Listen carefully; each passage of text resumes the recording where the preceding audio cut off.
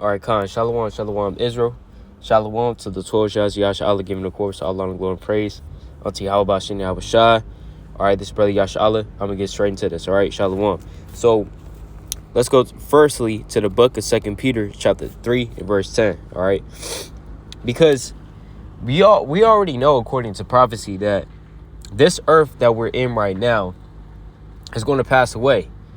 It's going to be burnt up.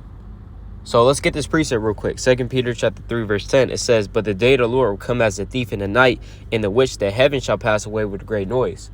This word going into heavens is actually referring to the heavens of this world. So who's in rulership right now? Right? Esau, Moab, etc., etc. They're in their heaven right now. They're in their, for lack of better terms, you know what I'm saying, kingdom. Esau, this is his kingdom right now. You know, he has the fatness of the earth pursuant to the book of Genesis. All right. And the heathen as well, they partake in his riches pursuant to the book of Revelation, 18th chapter. So let's keep reading. "And the elements shall melt with fervent heat. The earth also and the works that are therein shall be burnt up." So everything that we see before our eyes right now is going to be burnt up in a moment's time. So if we have that in mind, if we see all these things, if we know that all these things are going to be burnt up, that's why Peter says, "Seeing then that what? All these things shall be dissolved, what manner of persons ought you to be in all holy conversation and godliness." Now, here's the thing. The point is that all this stuff is going to pass away. Let's go to Job chapter 21, right? Let's go to Job chapter 21 and verse number 17. "How oft is the candle of the wicked put out, and how oft cometh their destruction upon them? God distributeth sorrows in his anger. They are as stubble before the wind, and as chaff that the storm carrieth away. God layeth up his iniquity for his children. He rewardeth him, and he shall know it." So meaning that the wicked, they're going to be punished, right? They're going to get that judgment that the Most High is going to execute upon them. Let's go to verse 28. It says, "For ye say, where is the house of the prince? And where are the dwelling places of the wicked? Have ye not asked them that go the way? And do ye not know their tokens? That the wicked is reserved to the day of destruction. They shall be brought forth to the day of wrath." So basically, in the kingdom of heaven, and we know there's other precepts in Job that talks about that as well. That talks about when the wicked are destroyed, when they pass away, we're going to look for the wicked, but we're not going to find them because we're not going to see them anymore. Right? Let's go to the book of Exodus. Right? Let's go to Exodus chapter 15. Right? Actually, I think I'm on to 14. Right? This is Exodus, right? Chapter 14. All right? And verse number 12. Now, the reason why we're getting this precept also is because we're in the time of the Passover. All right? This is Feast of Unleavened Bread. So, you know, we want to read Exodus if we can through the Spirit. It says what? Exodus 14 and verse 12. "Is not this the word that we did tell thee in Egypt, saying, Let us alone, that we may serve the Egyptians? For it had been better for us to serve the Egyptians than that we should die in the wilderness." Now, see, look at what our people is saying, man. Our people is murmuring against Moses, murmuring against the Lord. Ultimately, if you murmur against the prophets of the Lord, you're murmuring against the Lord. And it says what? "And Moses said unto the people, Fear ye not." So Moses said, don't fear, don't be afraid. "Stand still and see the salvation of the Lord, which he shall, which he will show to you today. For the Egyptians whom ye have seen today, ye shall see them again no more forever." You're not going to see him again, right? All the Egyptians, because we live in modern day Egypt right now, pursuant to what? Revelation. Right, let's get that real quick. Revelation, chapter, 11. Con. Oh, Salakia. Was it 11? Con. Yeah, Revelation 11 and 8, right?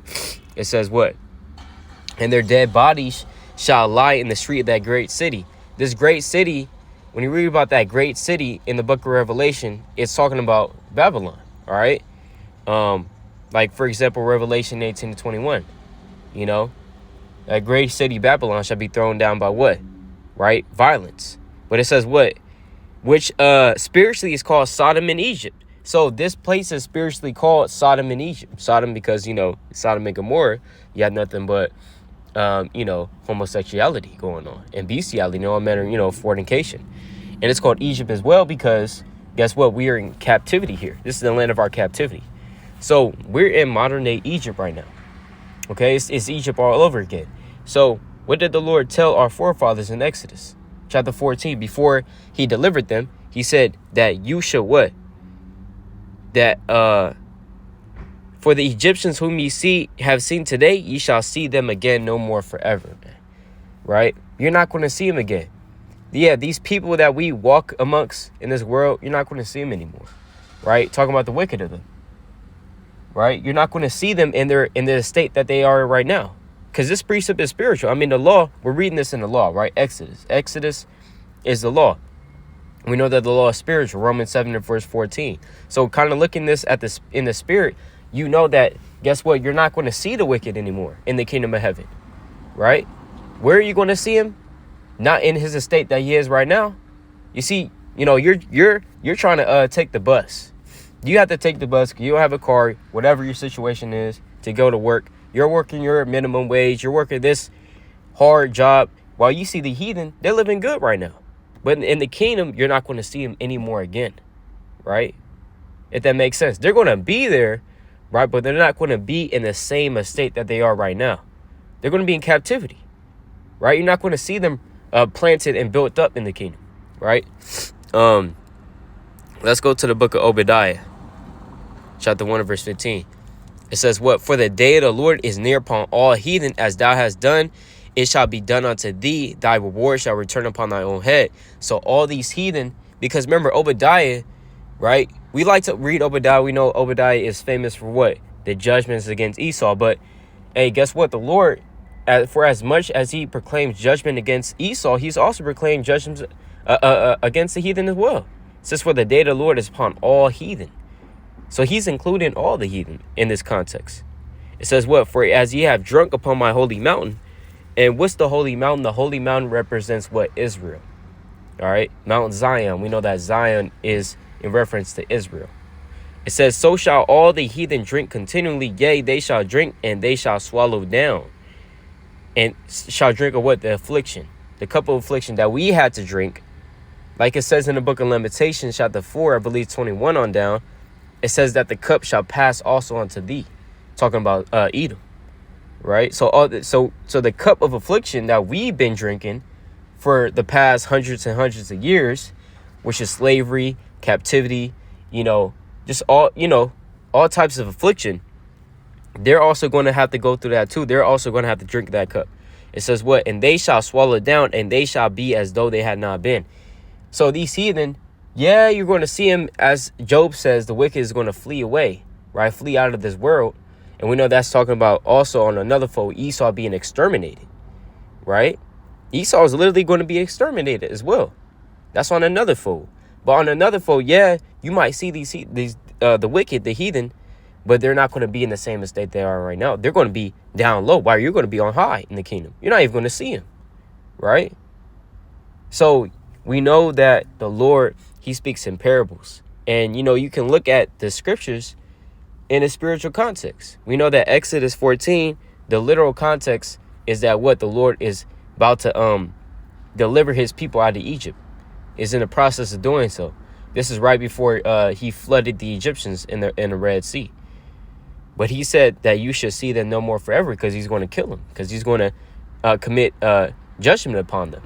And that's the same way with these other nations, in the same way with these heathen, right? You're not going to see your boss anymore, right? Cracking down on you in the kingdom of heaven. You're not going to see that anymore when the Lord delivers you out of Egypt. Lord willing, we're part of that number, right? So I kind of, was reading that through the spirit. Kind of wanted to, kind of look at it and break it down on a spiritual level, man. All right. So with that, all praise to Yahweh Hashem, Hamashiach Yahweh Shah. Lord willing, this is edifying. Kwam Yasha Allah Shalom.